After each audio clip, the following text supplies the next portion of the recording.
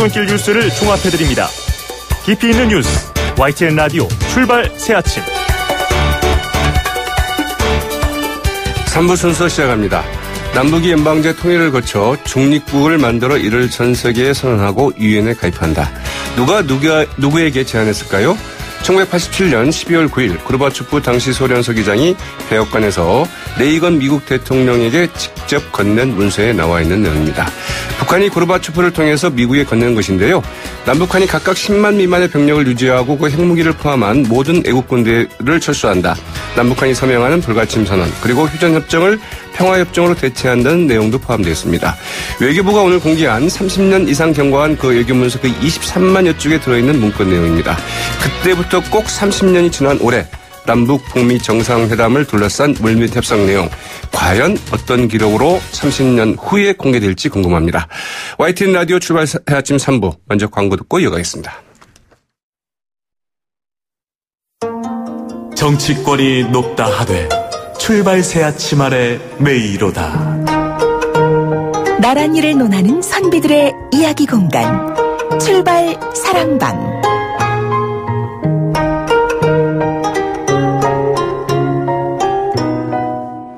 한 주간의 정치권 정리해보는 시간이죠. 출발 사랑방. 매주 금요일 함께하는 분들입니다. 경기대 김홍국 겸임교수 그리고 미래전략개발연구소 이 김우석 부소장 스튜디오에 나와 계십니다. 안녕하십니까? 안녕하세요. 네, 이 정치권을 바라보면서 떠오르는 생각을 그 한 편의 시로 지어내는 것으로부터 이제 저희가 시작을 하죠. 이 아무래도 그 장편의 이제 김홍국 교수님의 그 장편의 서사 그리고 정말 단편의 이 칼 같은 이제 일갈로 맞서는 이 김우석 부소장님인데 먼저 이제 그 김홍국 교수님부터 시작할까요? 네, 지난주까지 5연으로 했는데 오늘은 한 년이 더 늘어서 6년짜리 제가 연시로 하나 지어봤습니다. 아, 그러면 이제 더 길어지는 건가요? 네, 어젯밤에 한숨이 나오면서 글발이 좀 서는 것 같았습니다. 지금. 알겠습니다. 들어보겠습니다. 네. 세월호 진실에 국민 소스라치다. 국정농단 심판 민주대한 건설가 김홍국. 이제는 알겠네요. 그날의 그 곡절들. 하나씩 밝혀지는 4월 그날 그 참상들. 수백 명 죽어가는데 503호 오 불관원. 침몰한 여객선에 목숨 잃은 아이들아. 국민은 안중에도 없었던 너 무능 극치라. 거짓말 국민 속이고 공식 발표 조작했네. 비선실세 그 여인아. 배후조종 국기문란. 일거수일투족을 명령하고 지시했네. 대통령 뽑아놨더니 꼭두각시 허랑방탕. 다시는 허용 안 될 추악한 국정농단. 다스발 716호 그마저도 구속됐네. 추하다. 검찰 조사도 재판마저 거부할까. 제대로 심판하고 새나라를 건설하세. 북한을 설득하고 미국과도 힘 모으세. 아이야 촛불 밝혀라. 민주국가 세워보세. 국민들 꿈을 주는 민주헌법 개헌하세. 기본권 보장하고 대통령은 권한 분산. 어저버 꿈의 조국을 다 함께 만든다네. 네, 아이야 촛불 밝혀라 이렇게 얘기를 하셨네요. 김우석 부소장님. 네. 음악 깔아주시죠. 네, 배경음악 나와야 됩니다. 위태로운 동등 탑가. 미국에 손 내밀고 중국과 어깨 동무. 약속한 북핵 폐기. 단계적 발을 빼내. 김정은 현란 외교에 무너질라 공든탑. 네. 현란 외교에 무너질라 공든탑. 김정은의 네. 행보를 말씀하신 거죠? 네. 자, 이제 그 얘기부터 좀 시작을 해야겠네요. 어제 그 남북 고위급 회담을 통해서 이 남북 정상회담 날짜가 이제 정해졌습니다. 그 4월 27일 이렇게 잡혔죠. 판문점 그 남측 지역 평화의 집에서 이제 열리게 됐는데 오늘 이제 그 나눌 얘기가 많으니까 일단 그 남북 고위급 회담 어떻게 지켜보셨는지 그리고 이제 그 깜짝 앞서 말씀하신 것처럼 이 북중 정상회담도 있었잖아요. 어떻게 지켜보셨는지 한 분씩 이야기하고 좀 갈까요? 우선 네. 김무석 부소장님께서 먼저 말씀하실까요? 예. 이제 본격적으로 시작됐죠. 시간이 잡혔으니까 이제 의제를 가지고 줄타기를 할 텐데, 강풍의 외주를 타는 심정으로 지금 임해야 할 상황인 것 같습니다. 그래서 네. 자칫하면 자칫 정신을 놓으면은 천길 낭떠러지로 떨어지는 그런 상황이기 때문에 정말 정신 바짝 차려야 한다. 그런 생각이 들고 북한은, 말씀하셨듯이 중국을 바람막이로 쓰는 작전을 하고 있어요. 네. 이거는 과거에 그 육자회담을 가지고 뭐 팽팽하게 좀, 양측이 그 대립을 하면서 의제 자체를 유야무야하게 하면서 속임수를 쓰는 그런 작전을 재현시키려고 하는 의도가 있지 않나라고 하는 생각을 들게 하는데 네. 이런 상황에서 우리가 얼마나 지향 그 목표를 정확하게 끝까지 견제하느냐 또 헛다리를 놓지 않을 정도로 지혜를 발휘하느냐 이런 부분들이 굉장히 중요한 상황인 것 같고요. 역시 균형 막대인 동맹을 활용하는 그런 지혜도 꼭 필요한 것 같습니다. 그래서 우리가 좀 잘 응원하면서 지켜봐야겠지만 혹시 삐끗하면 옆에서 큰 소리도 내서 좀 경각심을 일으키고 이런 것들도 좀 국민들이 같이 해 주셨으면 좋겠다는 생각이 듭니다. 네. 상황이 파인 좀 복잡해지고 있는데 네. 역시 이 부분에 대해서는 동맹은 동맹으로 이렇게 좀 접근할 필요도 있겠다. 네. 이런 말씀이고요. 네. 김홍국 교수님. 네. 정말로 동맹의 가치는 중요합니다. 우리 한미동맹 또 북한이 움직이고 있는 여러 가지 상황들 굉장히 고차방정식입니다. 네. 어떤 언론이 표현을 했는데 문재인 대통령은 묵직하고 듬직하다. 김정은 위원장은 과감하고 방금 김우석 부장님 말씀대로 현란하다. 이렇게 평가를 하는데요. 네. 그것은 이 양자 또는 다자가 서로의 이익이 맞는 것이다. 협상에서는 양자 협상이 있고 다자 협상이 있지 않습니까? 네. 우리는 남북 협상이라는 이제 양자 협상도 해야 되고요. 거기에 미국과 중국이 끼어든 다자 협상도 있습니다. 그 속에서 우리가 얼마나 중심을 잡고 중재를 펼쳐내고 우리의 가치를 만들어가느냐 그 중요한데요. 과거에 뭐 대결만 하느라고 아무것도 하지 못했던 그 박근혜 이명박 정부 시절의 대북관계 생각하시지 않습니까? 네. 정말로 천지개벽과 같은 변화죠. 이제 물이 들어왔습니다. 대신에 정말로 신중하게 왜냐하면 그동안에 보여줬던 북한의 뭐 외교라든가 이런 전략은 항상 또 남측을 기만하거나 그런 전략이 항상 깔려 있거든요. 네. 그 부분을 신중하게 보되 그러나 김정은 위원장의 신년사 이후로 펼쳐지고 있는 북한의 변화의 태도 그리고 개방과 이 국제사회에서 살아나겠다는 그런 몸부림이 있거든요. 우리는 이 부분을 잘 활용했고 그것이 트럼프 대통령의 단안과도 잘 맞았거든요. 네. 거기에다가 만일의 경우 중국이라는 변수가 빠져 있었다면 나중에 가서 일이 잘 될 때 중국이 끼어들면 굉장히 복잡했습니다. 저는 잘 들어왔다고 봅니다. 이 다자 관계에서 우리가 가치와 철학을 어떻게 담아내고 또 각자의 이익을 보장하는 것. 북한도 어떤 이익이 있어야 북한이 이 판에 들어오지 자신들에게 불리하다고만 생각되면 절대 들어오지 않거든요. 북한이 지금 그런 상황에 대해서 끼어들어서 자신들의 이익을 찾으려고 할 때 우리는 일정한 이익은 보장하되 한반도의 평화 또 북한의 변화 비핵화까지 이끌어내는 외교 네. 필요하고요. 트럼프 대통령과의 관계에서도 우리가 미국의 이익을 일정하게 보장하면서 함께하는 동맹의 가치를 만들고 있습니다. 그래서 일본이 지금 패싱 때문에 고민하지 않습니까? 네. 이런 측면에서 저희는 우리의 이런 가치와 철학을 또 공론을 통합하면서 잘 끌고 가는 정말 문재인 정부의 이 신중하면서도 그러나 과감한 외교를 앞으로 지속해 나가야 된다. 그래서 네. 4월 남북 정상회담, 5월 북미 정상회담까지 성공적으로 이끌어낸다면 그다음에 또 다른 변화를 만들 수도 있을 거다. 기대와 신중함을 동시에 가져가야 된다고 봅니다. 네, 알겠습니다. 어차피 이 중국을 빼놓고 갈 수는 없기 때문에 이 중국이 들어온다면 지금 들어오는 게 오히려 나올 수도 있다. 네, 이런 말씀이시고요. 저희가 그 일부에서도 그 자세히 얘기 나눴습니다만 그 세월호 참사 당시 그 대통령의 7시간 정말 그 온갖 의혹이 그 난무하지 않았습니까? 검찰 수사 결과 그 책임 회피를 위해서 뭐 보고 시각은 물론이고 뭐 지시까지 다 이제 그 조작된 것으로 드러났는데 자, 이제 그 세월호 그 침몰은 나중에 그 첫 보고를 했는데 그 침실에서 전화를 받지도 않고 그래서 결국은 이제 그 달려가서 몇 차례 깨워가지고 이제 말하자면 보고를 했고 당일 그 최순실 씨가 그 청와대 그 관저로 와서 그 대책 회의를 했다 이제 이런 사실도 드러나지 않았습니까? 상당히 좀 충격적인 내용들인데요. 먼저 뭐 김웅국 교수께서 이와 관련해서는 오늘 첫 시로도 열어주셨기 때문에 좀 먼저 이야기하실까요? 참으로 안타깝고 정말 슬픈 일이었습니다. 결국은 그래서 21가지 혐의로 지금 재판을 받고 있고 재판을 거부하고 있고 이런 상황이 전개되지 않습니까? 당시에 청와대가 내놓았던 것들이 계속된 거짓말이었다. 공식 발표를 조작하지 않았습니까? 네. 다시 말해서 그동안의 청와대라는 곳은 대한민국의 심장이었고 신뢰의 상징이었습니다. 청와대에서 내놓는 그런 자료의 글자 한자마저도 국민들은 다 신뢰를 했습니다. 그랬는데 그 신뢰를 배신한 거죠. 저 과거에 청와대에 출입했었지만 청와대라는 곳은 정말 우리 국민에게 가장 믿을 수 있는 보루고 여기서 나오는 정책은 국민들이 다 신뢰하지 않습니까? 그런데 여기서 거짓말이 조작되고 비선 실세가 와서 대책회의에서 시키는 대로 대통령이 움직이는 꼭두각시였다는 거.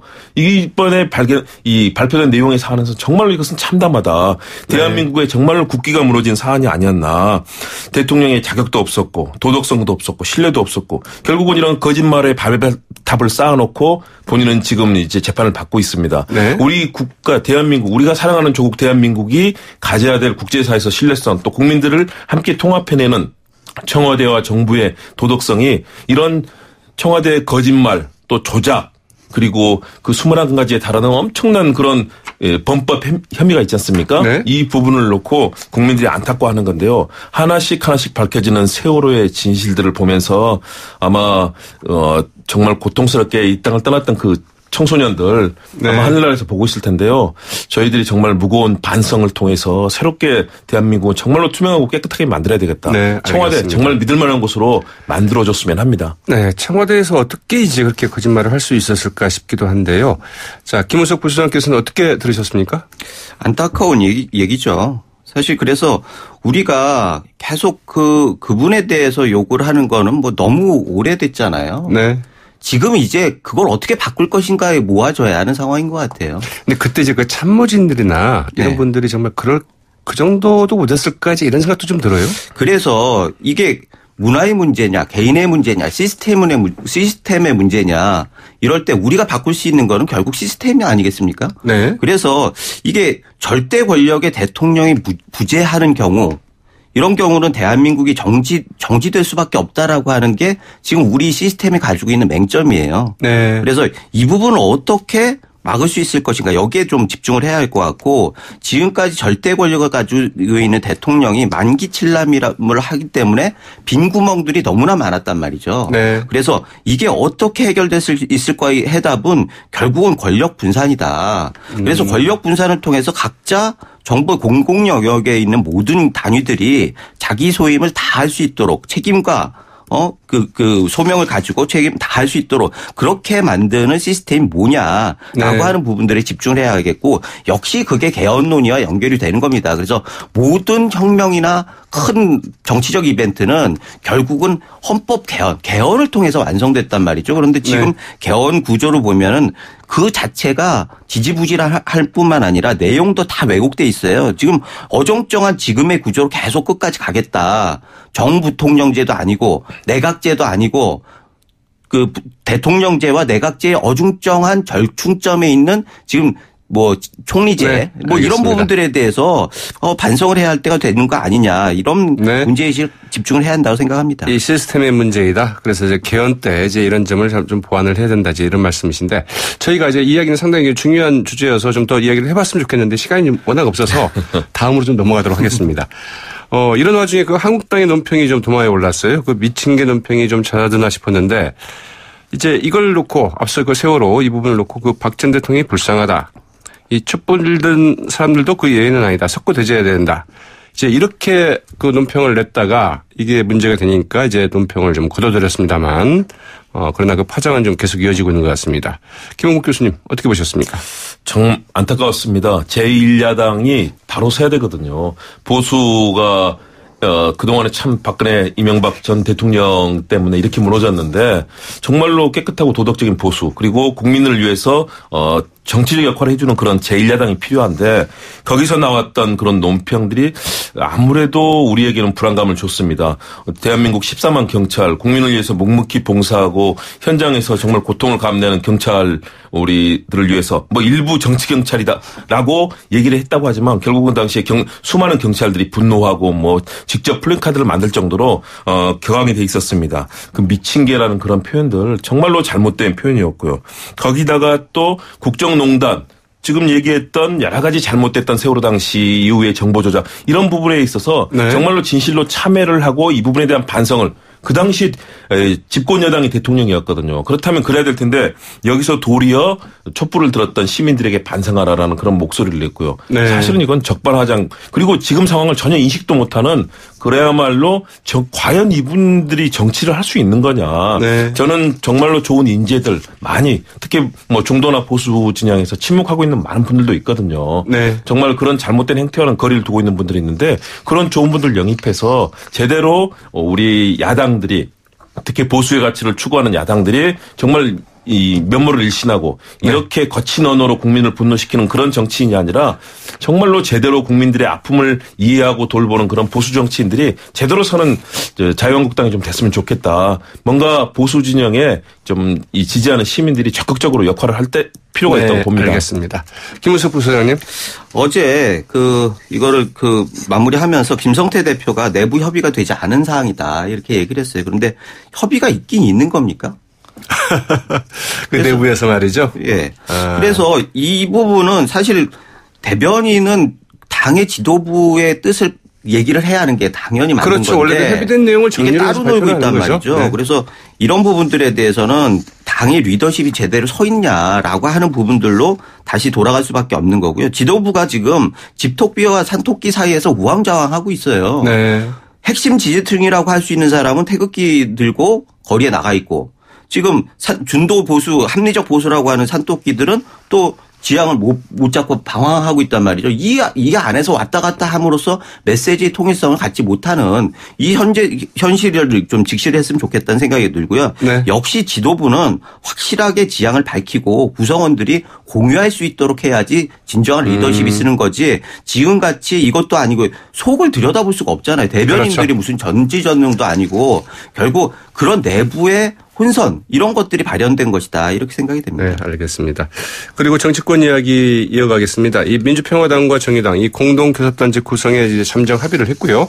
물론 이제 그 추인 절차가 좀 남아있긴 합니다. 그래서 이번 주말에 다들 양당에서 그 추인 절차를 갖고 이제 그 다음 주 초에 이제 공식 선언을 할 것 같은데 평화와 정의의 의원 모임 이렇게 이제 이름은 정했고 그리고 이제 그 공동교섭단체 그 첫 대표는 노회찬 그 정의당 원내대표가 이제 맡기로 했다고 하죠.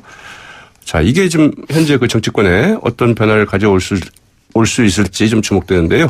김은국 교수 얘기 먼저 들어볼까요? 네. 그동안 자유한국당 그리고 바른미래당이 이제 보수적 가치를 어느 정도 담보하는 정당이라면 또 더불어민주당은 진보적인 역할 아니었습니까? 거기서 교섭단체가 사실은 1개와 2개 그리고 의석수에서도 서로 차이가 있었는데 이제는 2대2가 됐고 뭐 나름대로 만들어가는 과정도 서로 간의 다름을 인정하되 같은 점들을 추구해 나가겠다는 또 정의와 평화라는 가치 이런 부분에 대해서는 저는 상당히 높게 평가하고 네. 또 캐스팅 보트로서 역할을 할 거다.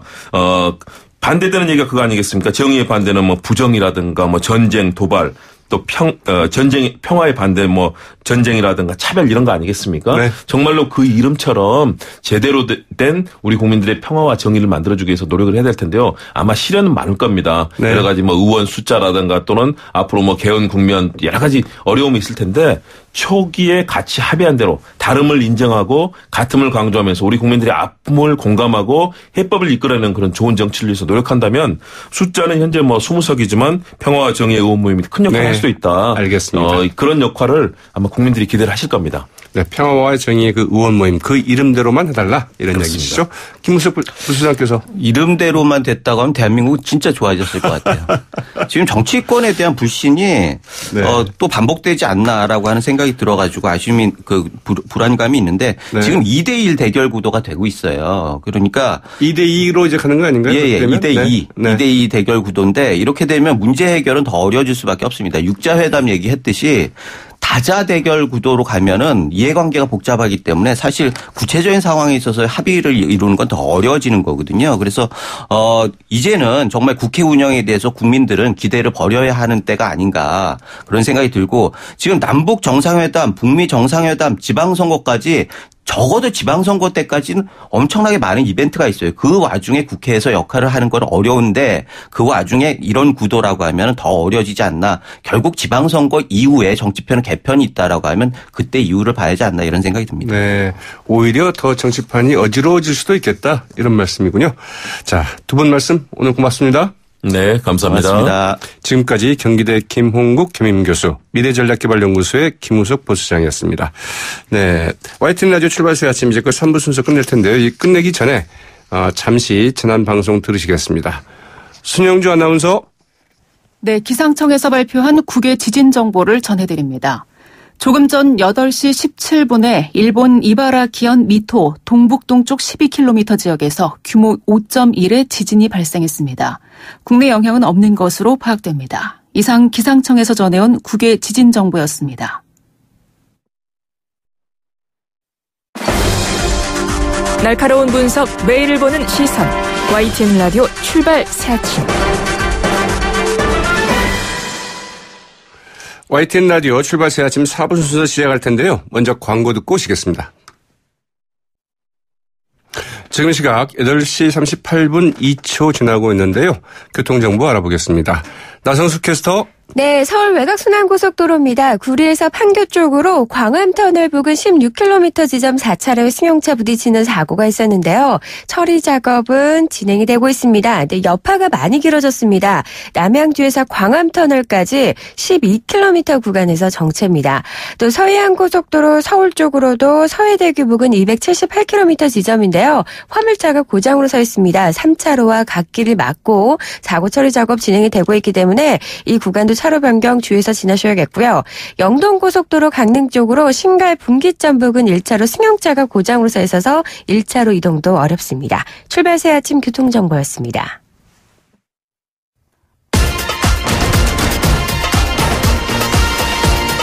여러분이 지금 듣고 계신 주파수는 FM 94.5MHz입니다. YTN 뉴스 FM.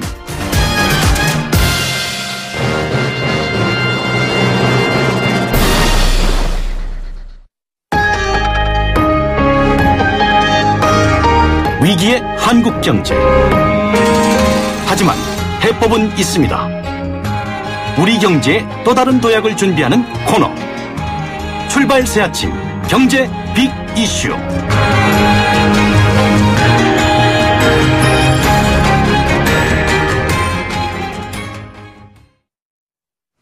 경제 현안을 짚어보는 시간이죠. 오늘도 서울대 이필상 교수 바로 옆에 나와 계십니다. 안녕하십니까? 네, 안녕하세요. 한미 간의 그 철강 관세와 그 FTA 그 개정 협상이 그 타결됐다는 소식, 그리고 선방했다는 평가도 있지만 환율 합의 내용을 숨겼다, 이제 이런 이야기부터 좀 시작할까 했는데요. 네. 또 폭탄이 하나 터졌어요. 이 트럼프 미 대통령이 한미 FTA 개정 협상, 이 북과의 협상 타결 이후로 좀 미룰 수도 있다, 이런 말을 해서 상당한 좀 파장이 좀 예상되고 있는데요. 도대체 왜 이런 말을 했을까 싶습니다. 예, 도저히 앞뒤가 안 맞는 얘기인데요. 이번에 협상 타결이 되니까 아주 잘된 협상에 대해서 극찬을 했었거든요. 그렇죠. 근데 이렇게 이제 그런 건 유보한다 이렇게 나오니까 어떻게 해석하기가 참 어렵습니다. 근데 정치적으로 해석할 수밖에 없잖아 이런 생각이 드는데요.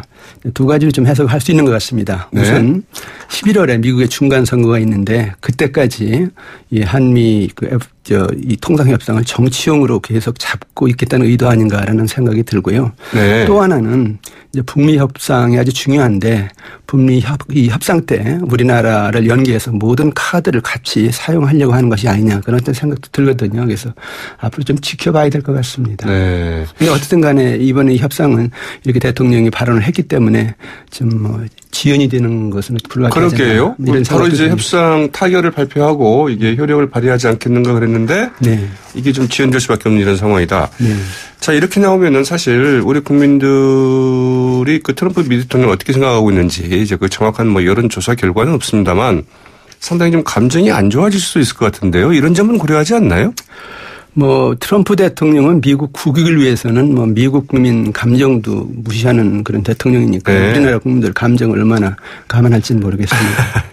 네, 그렇군요. 그러나 이제 동맹국인데요. 이 네. 동맹국 국민의 감정을 생각하는 것도 굉장히 좀 중요한 게 아닌가 싶은데 말이죠. 그럼요. 예. 네. 자, 이제 앞서 말씀드린 것처럼 이번에 어떻든 이제 평가가 그래도 뭐 선방했다. 한미 FTA와 뭐 철강 관세 문제죠. 네. 그러나 지금 환율 합의 내용을 숨긴 게 아니냐. 이제 이런 지적들이 나오고 있습니다. 예, 우선 그 환율 합의 그 논란부터 좀 짚어봐야 할 것 같은데요.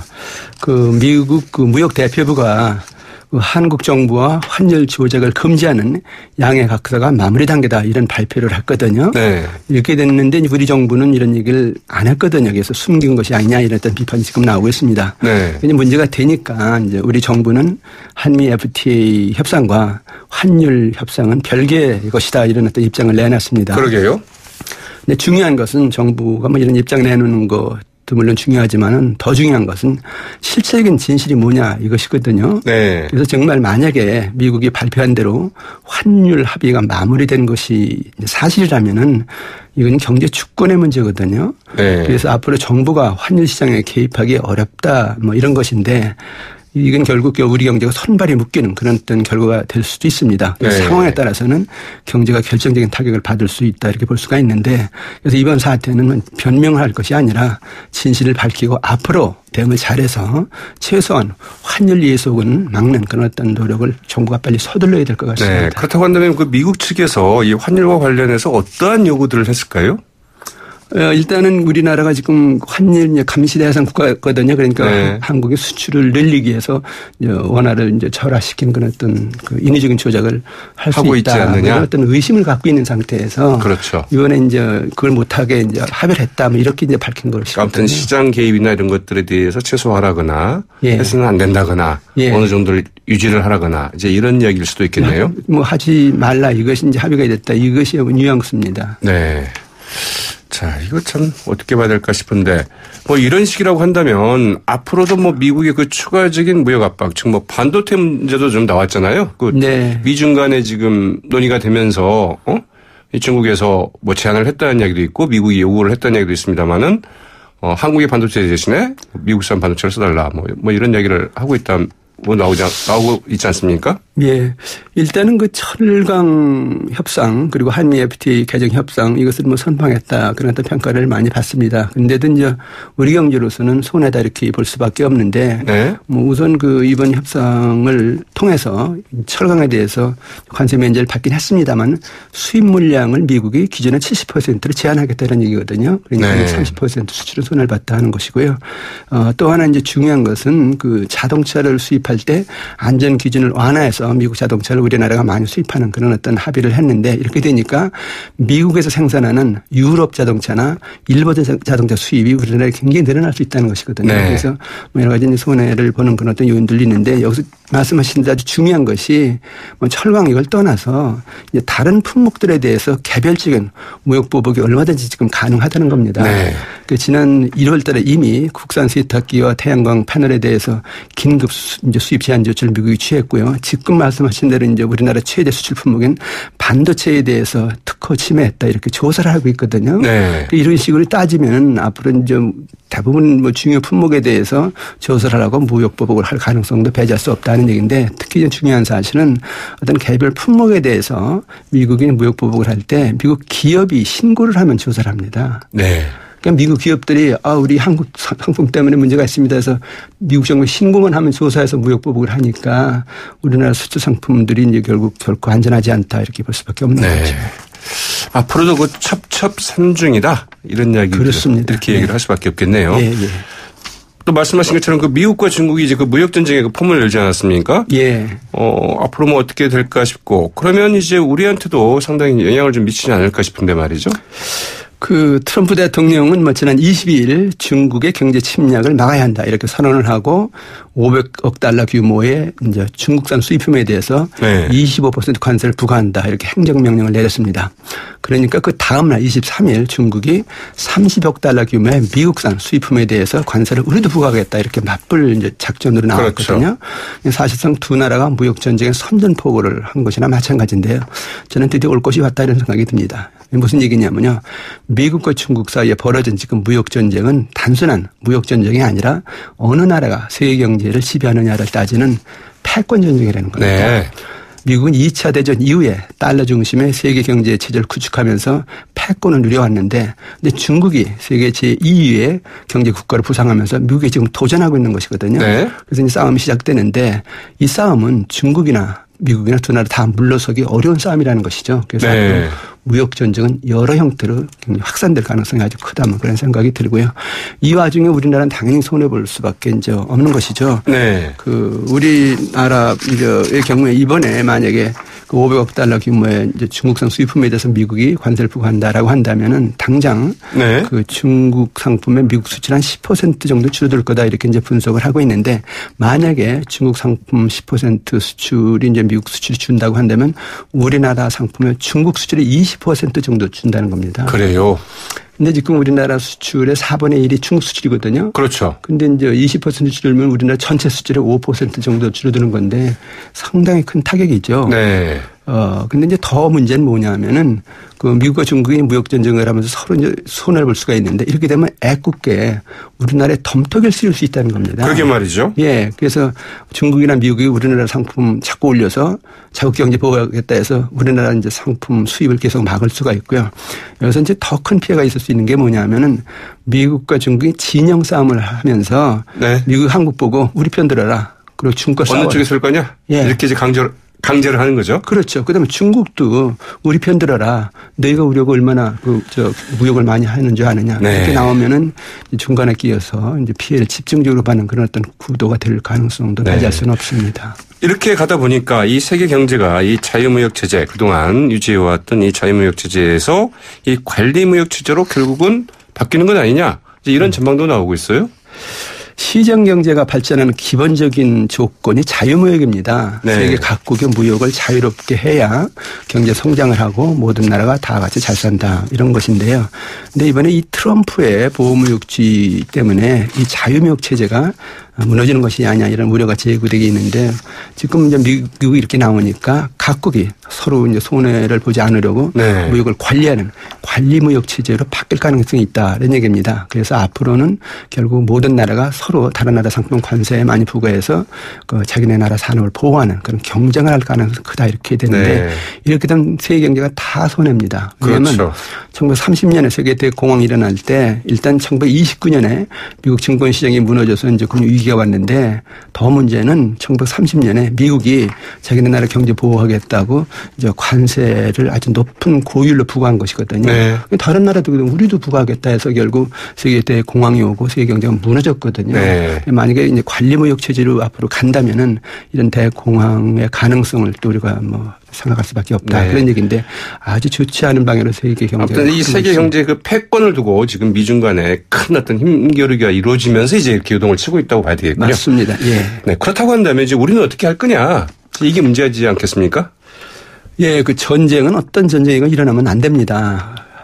경제 전쟁도 마찬가지인데 그렇지만 어쩔 수 없이 전쟁이 일어난다면 우리는 적극적으로 대응할 수밖에 없다는 얘기인데 경제는 일단 전쟁이 나서 당사국들이 피해를 보면은 그 빈자리를 메꾸는 또 다른 경제가 생기는 그런 속성이 있습니다. 네. 그래서 그걸 잘 활용하면은 오히려 이제 기회가 될 가능성도 있다 그런 얘기인데 특히 우리나라는 중국과 미국 양국과 이제 경제 관련도가 아주 높지 않습니까? 네. 그래서 만약에 미국과 중국이 서로 싸우다 보니까 미국은 중국 상품을 수입 안 하겠다 이렇게 나오면 우리가 거기 대신 중국 상품 대신에 미국에 수출할 수 있고 네. 거꾸로 중국이 미국 상품 수입 안 하겠다면 우리가 대신 거기 또 수출할 수도 있고 네. 기회를 잘 활용하는 그런 어떤 능력을 기르는 것이 중요하다 이렇게 볼 수가 있는데 그러려면 경제가 힘이 있어야 됩니다. 네. 그러니까 하루빨리 4차 산업혁명을 일으키고 미래산업 빨리 발전시켜서 경제를 강하게 만들라 경쟁력을 키워라. 그래서 전쟁에 대비해서 오히려 그것이 이제 기회가 기회를 활용할 수 있는 그런 어떤 역량을 갖춰라. 그것이 우리가 대비해야 될 그런 자세가 아닌가 그런 생각이 듭니다. 그 두 가지를 같이 해나가야겠군요. 우리의 우선 경제 체질 이것들은 기초 체력 요걸 좀 단단히 가지면서 또 이제 순발력 있게 순발력 있게 경제 외교를. 네, 미중 간의 이 갈등 속에서 네. 우리가 또 그 치고 들어갈 수 있는 부분이 어디가 있을까? 이런 것들을 이제 제대로 포착을 해야 된다는 이야기시죠? 그렇습니다. 네. 네. 근데 저희가 이제 그러려면 가장 중요한 포인트 딱 하나만 짚으신다면 어떤 부분이 있을까요? 저희 경제 정책 운영에 있어서. 경제정책 운용에 있어서 지금 세계가 경제전쟁의 후열에 휘말리고 있다라고 한다면 네. 가장 중요한 것이 미래 산업을 빨리 발전시키는 것이거든요. 그런데 우리나라는 지금 산업정책이 좀 부실한 그런 상태입니다. 그래서 거기에 정부가 노력을 좀 집중해야 될 것 같습니다. 지금까지 그 반도체, 자동차, 조선으로 먹고 살고 왔는데 앞으로의 먹거리 이거를 어떻게 개발을 할 거냐. 그렇습니다. 네. 그 발굴하기 위해서는 지금부터 굉장히 사실은 체계적이고 지속적으로 준비를 해나가야 된다. 이런 말씀이시죠? 네네. 네. 오늘 말씀 고맙습니다. 감사합니다. 지금까지 서울대 이필상 교수였습니다. 그 어떤 것에서라도 내적인 도움과 위안을 찾을 수 있다면 그것을 잡아라. 인도의 등불 같은 분이시죠. 마하트마 간디가 한 말입니다. 우리가 살면서 그 내면의 평화를 지킨다는 것이 말처럼 참 쉽지만은 않죠. 청취자 여러분들은 내면의 위안이 되는 그 무언가를 찾으셨을까요?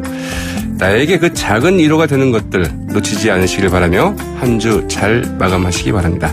지금까지 백병규였습니다. 저는 그 다음 주 월요일 아침 7시 15분에 다시 찾아뵙겠습니다. 함께해 주신 여러분 고맙습니다.